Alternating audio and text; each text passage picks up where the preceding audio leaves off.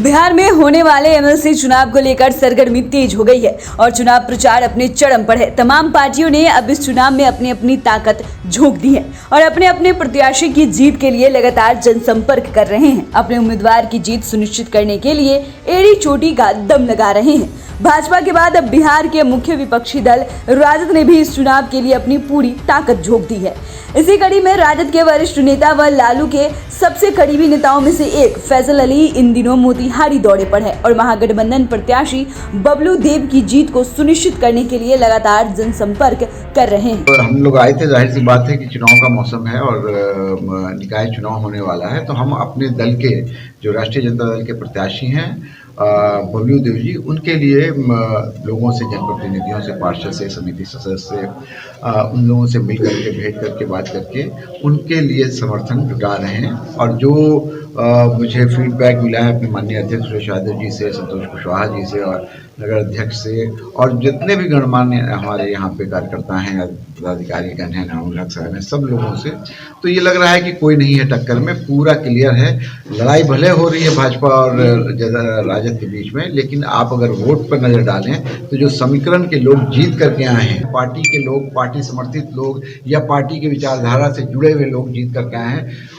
जो भी चीज़ें होती हैं इस व्यवस्था में, उन सब के बावजूद हमारा जो वोट है वो इंटैक्ट है और इसके कारण हम लोग यहाँ से लेकर के आप चले जाइए गया तक, तो हर सीट हम लोग जीत रहे हैं। चुनावी माहौल हो या आरोप प्रत्यारोप न हो, ऐसा हो ही नहीं सकता है। फैसल अली ने भी मीडिया के सामने बिहार सरकार की खामियों को गिनाने में कोई कसर नहीं छोड़ा।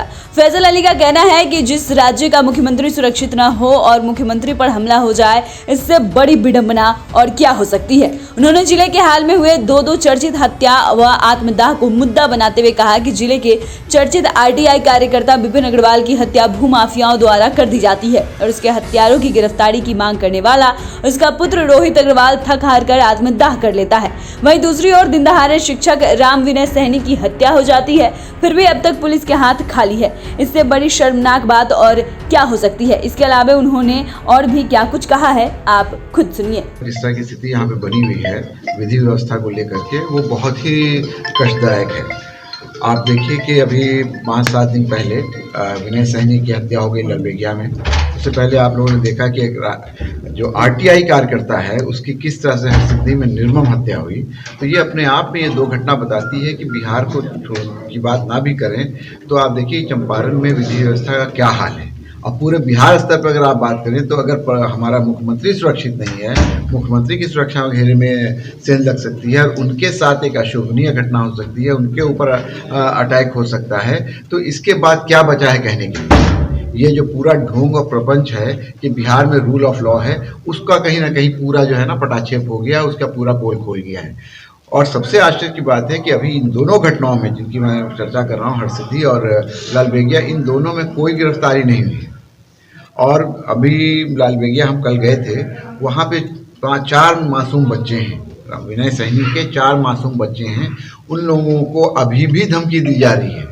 हम उस समय जब गए तो वहाँ पे डीएसपी मौजूद थे, उनको भी मैंने इस बात का संज्ञान में लाया कि देखिए अभी भी हत्या के बाद भी इन बच्चों को, परिवार को पूरे तौर पे धमकी दी जा रही है, तो उसकी सुरक्षा की व्यवस्था की जाए। उन्होंने आश्वस्त किया कि सुरक्षा की व्यवस्था की जाएगी, लेकिन क्या ये बहुत है? क्या इसी से समस्या का समाधान हो जाएगा? नहीं। मेरी आप लोगों के माध्यम से जिला के पुलिस कप्तान, जिला के अधिकारी और बिहार प्रशासन से अपील है कि पूरे तौर पे जो विधि व्यवस्था चरमराई हुई है पूरी चंपारण में, उस पर ध्यान दें। और मुझे विश्वास है, क्योंकि पुलिस कप्तान भी यंग आदमी हैं और कर्मठ हैं, कि इस पर नज़र डालेंगे और हरसिद्धि और ललबेगिया के जो भी लोग गुनहगार हैं उनको गिरफ्तार करेंगे, उनको पकड़ने का प्रयास करेंगे और पूरे तौर पे पूर्वी चंपारण में विधि व्यवस्था को मजबूत करेंगे। मोतिहारी से बोलता बिहार की रिपोर्ट। आपको ये रिपोर्ट कैसी लगी हमें कमेंट कर जरूर बताएं। ऐसी ही तमाम अन्य जानकारियों के लिए हमारे साथ बने रहे। धन्यवाद।